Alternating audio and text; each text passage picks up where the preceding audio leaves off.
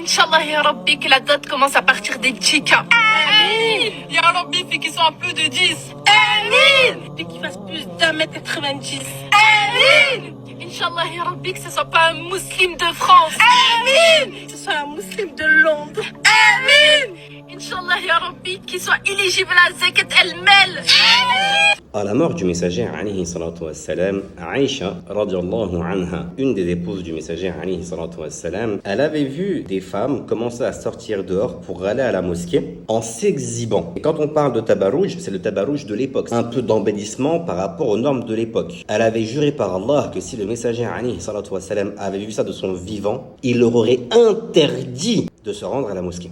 Aujourd'hui, on a des sœurs qui s'exhibent, qui font preuve de tabarrouj et qui vont s'embellir au maximum, non pas pour aller à la mosquée, mais pour faire des vidéos sur les réseaux et nous sortir ce genre de bêtises devant des centaines de milliers de personnes parfois. Bien évidemment, les sœurs, il n'y a aucun mal à avoir des critères, même élevés, lorsque vous recherchez un prétendant. Cependant, là où il y a un vrai problème, c'est quand vous ne reflétez absolument pas l'image de quelqu'un qui correspond à ce prétendant. Parce qu'avec toute cette vague de no-féminisme qu'on a eu dernièrement sur les réseaux, pour nous faire part de leurs critères qui sont mais complètement irréalisables, alors que pour la plupart d'entre elles, elles sont filles d'hommes qui gagnent leur vie humblement, on a l'impression qu'il y a une sorte de frustration qui s'est créée chez elles et que maintenant qu'elles sont en âge de pouvoir se marier, elles commencent à avoir des critères vraiment de princesse sans royaume. Parce que religieusement parlant, qu'on soit d'accord, hein, il n'y a aucun homme qui fait attention à sa religion qui aimerait d'une femme comme ça. Absolument aucun. Et on a compris que religieusement parlant, du coup, c'est pas trop ce qui vous intéresse. Parce que quand on entend que ce soit un musulman de Londres et pas un musulman de France, on rappellera qu'en Angleterre ou qu'aux États-Unis, le laxisme c'est bien plus présent encore qu'en France. Ce qui fait qu'il ne reste que des profils qui sont mondainement parlant intéressants. Vous êtes qui pour demander des hommes comme ça?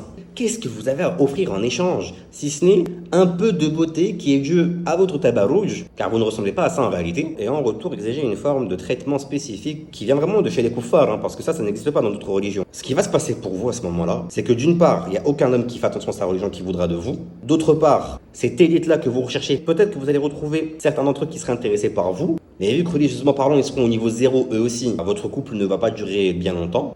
Et après, ça va enchaîner des divorces et des divorces. Et puis, vous allez faire des lives sur les réseaux pour expliquer pourquoi est-ce que les hommes sont tous les mêmes. Ou faire des vidéos pour dire que les hommes veulent aller au paradis pour les houris. Voilà comment ça va se terminer.